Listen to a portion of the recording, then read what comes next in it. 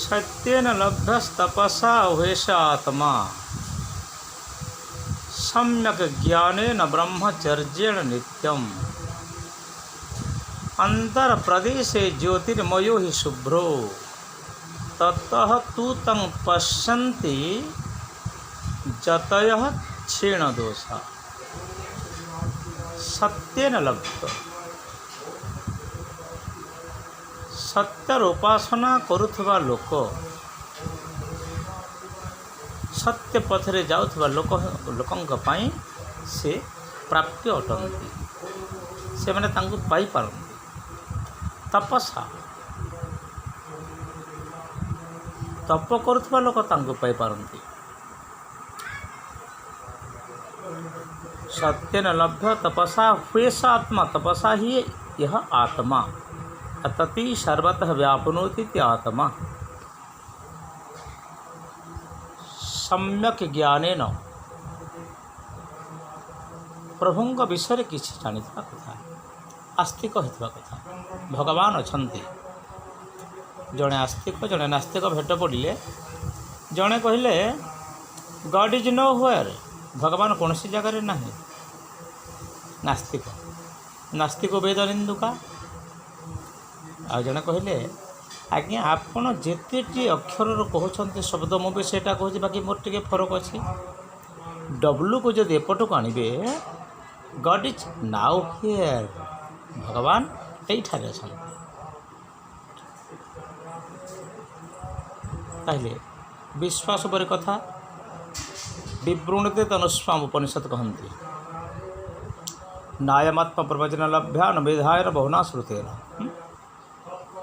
विश्वास बल प्रभु मिलती विश्वास मिल हरि तर्के बहुदूर तपसा हुए आत्मा सम्यक ज्ञान ब्रह्मचर्य नित्य ब्रह्मचर्य पालन करवा मनु महर्षि कहती कालिदास कहती शैशव अभ्यस्त विद्यायाम यौवने विषयारता वृद्ध काले मुनिर्भावे तनुत्याग हरिध्यान सूर्यवंशी मानकर परंपरा महाकाव्य रघुवंशम कालिदास प्रणीत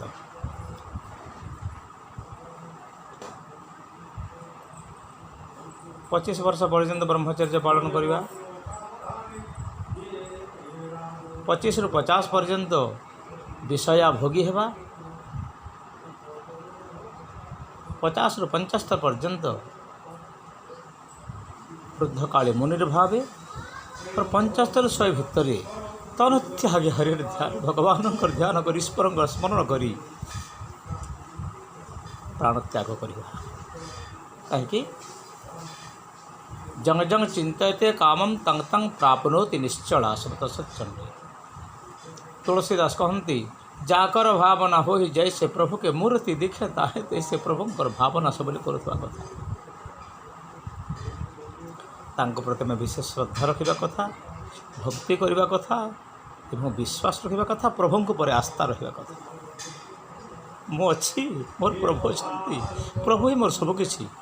त्वमेव मातश्च पिता त्वमेव त्वमेव बंधुश्च सखा त्वमेव त्वमेव विद्या द्रविणम त्वमेव प्रभु त्वमेव सर्वं मम देव देव एबे ब्रह्मचर्य नित्यम मनोमर्षे कहती कायेण मनसा वाचा सर्वकालेषु सर्वदा सर्वत्र मैथुन त्याग ब्रह्मचर्य प्रचक्षति काय मन वचन रे सब बेले ब्रह्मचर्य रक्षा करने कथा अवश्य काम को दमन करने सहज नुह भर्तृ कहती मत्त कुंभीर कुंभदलेन भुविशन्ति शूरा केचित् प्रचंड मृगराज बधे विदक्षा किंतु ब्रवीमि बलिनां पुरतः प्रहस्य कंदर्पदर्पदलेन विरला मनुष्य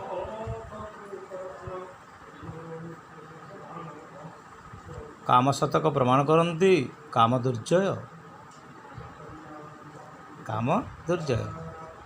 अरविंदम अशोकंच च्यूतंच नवमल्लिका नील रक्तोत्पलंच पंचित पंचबाण सहायक क्या केतोटी स्वर मारती दीन एक भोगी द्वंच रसिके ऋतुअर्धन विद्यार्थी चतुर बाणे मुनि पंचबाण कृता कहले चंद्रभागा काव्य को देखिए राधानाथंकर जे जेते तेजस्वी तातेज मते अच्छे जना फूल सर आगे पड़े बुद्धि होइबना। चाणक्य कहते कुतः सत्यंच कामिन। यही काम को जाना प्रभुंर प्रेम आवश्यक।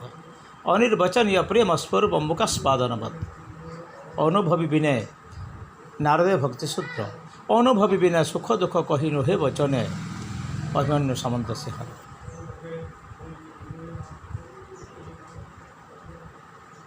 मुखास्पादनवत् गोटे मुक पुंदा से खाइले खाइब किंतु कही पारिबनी प्रेम सेमती। चैतन्य चैतमृत कहती काम आदि तम प्रेम निर्मल भास्कर। काम को जिणवा पाई काय मन वचन रे ब्रह्मचर्य पालन करने कथा। The bachelor time is foundation of life Holmes.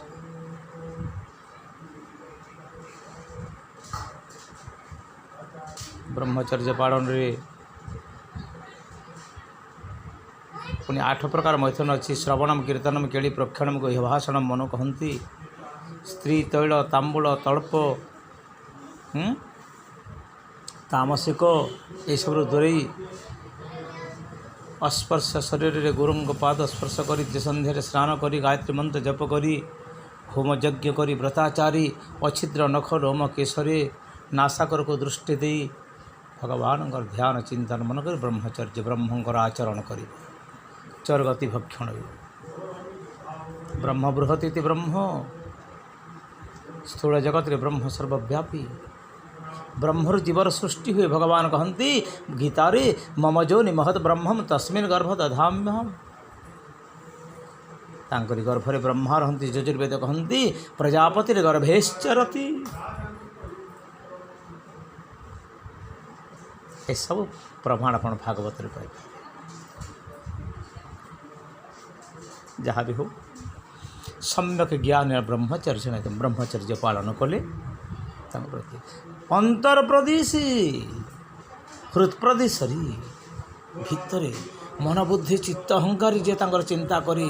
Bhagavat कहती लीला कथा निसेपन प्रकुरुषे अंतरेण। भगवान लीला कथा को मन बुद्धि चित्त अहंकार रे शुणी मनरे शुणिब ना कान शुणिब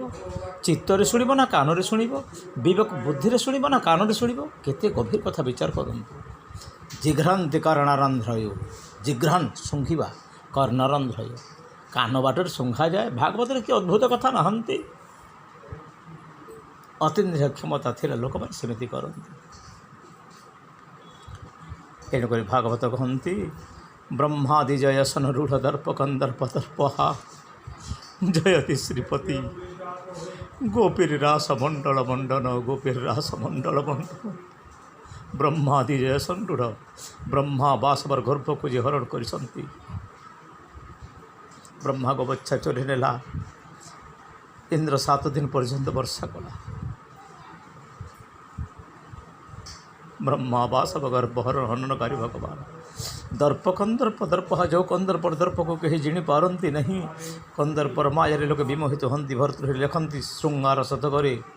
वैराग्य शतकर प्रारंभ याम चिंतयामि स ततम सामयि विरगता सप्यन्य जनुमिच्छति स जनो अन्यासगत धिगतांच माम च इमांच मदनंच धिग धिक धिगतांच तंच माम च इमांच मदनंच धिग धिक अस्मत्कृते तु परितस्यति काचित् अन्या। काम लालसारे अन्य जड़े प्रेमी प्रेमिक प्रेमिका को प्रेमिका प्रेमिक को संतुष्ट कर लिप्त। यह धर्म नुह कुधर्म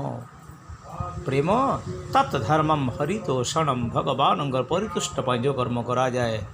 सेटा ही कर जो प्रभु तुष्ट है। अंतर प्रदेश से ज्योतिर्मय ही शुभ्र से ज्योतिष्मान शुभ्र ज्योति धला ज्योति वाला तांकर दिव्य ज्योति को त्रिकूट संधि देख अच्युतानंद लिखती तो भितर तु ही देख दिशु अच्छी जक जक भितर देख। भागवत कहती निज भुवन बसी प्राणी जे तुम्भ नाम मुखे भुणी पिंडर प्राण पड़े बोले केते बेले जीवन पड़ेब ता ठेकना नहीं। निश्वास पवन आसुवा जीवा भितर प्रभुंर भजन कर समय को व्यर्थ नष्ट करनी अंतर्प्रदेश ज्योतिर्मय है शुभ्रो ततः तू तं पश्यन्ति जतय क्षीण दोषा दोष रहित ज्योति मान देखती कहीं मनुष्याणाम सहस्रेषु कश्चित् जतय सिद्धये जततामपि सिद्धानां केचित् मां वेत्ति तत्त्वतः मनुष्य भितर मनुष्याणाम सहस्रेषु केचित् जतय सिद्धये केते कम ज्योति बाहरती शह शह ज्योति भितर केते सिद्ध बाहरती से सिद्ध मानकर भितर कहीं कहीं ज्ञात मां वेत्ति अथ भगवान कहती वासुदेव सर्वमिति बोली अति कम लोक जानी समहात्मा सुदुर्लभ से ही महात्मा अति दुर्लभ वासुदेवंकर भजन कर ज्योतिर्मय स्वरूप को ध्यान चक्षुरे देख जोग बल ज्ञान रे परमात्मा शून्य स्वरूप चिंता कर भगवान नर शरीर आम प्राप्त होइछुं मो निज लेखा जीवात्मा तारणे नर शरीर धरा धामरे बुझी धीर नर न भूल निज कर्म पथरे बहु जन्म तप फल ज्ञानमय जीवन लब्ध्वा सुदुर्लभमिदं बहु संभवान्ते अति दुर्लभ जन्म मानुष जन्म पेछे रे 4 लाख जोनि भ्रमण भ्रमिते भ्रमिते मानुष जन्म पेछे रे शेषे मनुष्य सृष्टि कला जही विश्राम सर्वलीला प्रत्येक प्रकार भोग वासना कामना आशार नष्ट हुई आशा विस्कोपी माने कहती आशा विश्राम बाना तोर कृपा न बुझो बेणुधर गोपी मानकर आशा थिला परमात्मा प्राप्ति से माने सिद्ध रूपा ज्योति रूपा देव रूपा ऋषि रूपा समस्ते प्रभु को पाइबा गोपी ही थी गोपी क्या कह जाए ऋतस्य गोपान दभाय शुक्रतो त्रिशह पवित्र हृदयंतरी दधि जो मैंने गुप्त भाव प्रभुंर भजन शरण स्मरण मनन करी प्रभुंर अनुगत हंती प्रभुंर अनुगामी हंती समर्पित जीवन यापन करती सब प्रभुंर चिंतन करती जादहने बहनने मथने पोलेप भागवत देखिए विकृत कामा कीड़ गोपकन्या मुरारी पादार्पित चित्तवृत्ति दध्यादिकम महवसाद भचोद गोविंद दामोदर माधवेति दधिदूत बिक्री करगला समय दधिदूत बिकी आसुच गोविंद दामोदर माधव चित्कार करती दधि नियो दूध नियो घी नियो यहीटा कहवा अपेक्षा गोविंद दामोदर माधव कृष्ण मुकुंद केशव बोली कहते धन्या गोपस्त्री क्रम चित्तयाना जो बारे चित्तरे सब भगवान को धारण करते से गोपी मान को धन्य एट कर ब्रह्मा कहले आशा मोह चरण रेणु जुष्मदाभि वृंदारण्य गुलमलत औषधीना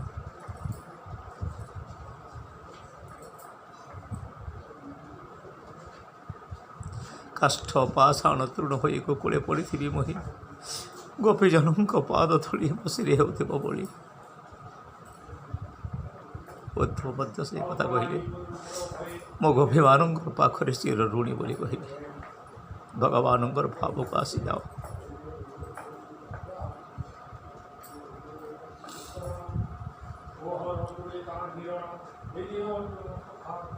बंशी विभूषित करान्नव निरदाभात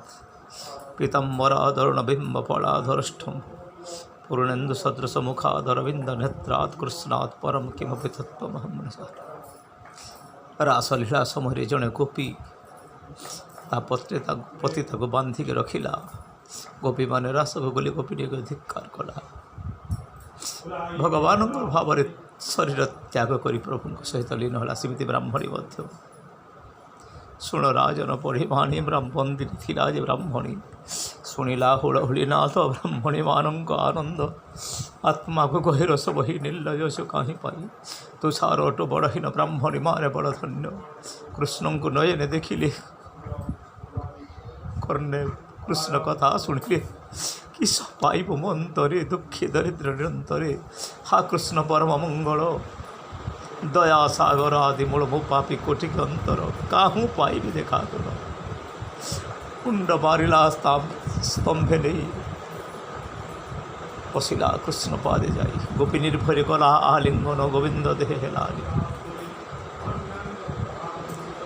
एमती भगवान भाव आसवा कथा भगवत भाव आसिगले संसार भावना दूर हो जाए मनुष्य तार लक्ष्य स्थल को पहुँची पारे द्वितीय स्कंधर जो साधन से साधन मान कौन जप तप करेंगे ना राति उलंग हो मशाणी प्रेत साधन करेंगे ये साधन कि अर्थ संचय करेंगे जीवात्मा जो आसी से जगह को पहुँचवा वेद मंत्र कहती ज्ञात्वा देवम मुच्यते सर्वपाश शंकर 8 वर्णंग 147 पाठ पाश अच्छी आउ 8टी पाश शंकराचार्य लिखती ये 8टी पाशर मुक्त हे जीव सदाशिव हो जाए तन्मे मन शिव संक्रमस्तु मन रे सर्वदा उत्तम कामना करी प्रभु कर्माखरी अनुगामी हो। अरे भागवत बही भागवत नुह भगवान भागवत नुह भगवान को जो मैंने भजन करती जे प्रभु कर्माखरी रहती से माने ही भागवत भक्त संगति कर भगवत कथार मुच्ची जाओ भगवान हृदय धारण कर गोविंद नाम हृदय थाई नयन भुचि बेधाई जाए पथ न जानी जेबे उड़े से प्राणी के बहन पड़े रास्ता न जाणी कि आखि बुझिकी गले मत प्रभुंकर भजन कर लोक को विपद पड़ेनि भगवान कीर्तन कर श्रवण कर प्रभुंकर स्मरण कर कीर्तन गोष्ठी को बड़ बयस थी जीव सत्संग करवा स्वास्थ्य परमिट कले तो जापर किंतु प्रभुंकर स्मरण में कौन लगुच चित्तरे चिंता कर मानव जीवन जीवन लक्ष्य को पूर्ति कर चेष्टा कर ए मनुष्य जन्म जदि प्रभुंकर भजन कर न पार ताहले जीवन व्यर्थ हो गला मिथ्या स्वजन्म जननी जनि दुख भाजा मिथ्या स्वजन्म जनि दुख भाजा मनुष्यता मुमुक्षुता महापुरुष संग एटा जीवन परम लाभ बाल्यकाल माता यौवन रे महात्मा एवं अंतिम काल महाप्रभु अंते नारायण स्मृत अंते नारायण स्मृत नमो नारायण नमो नारायण नमो नारायण।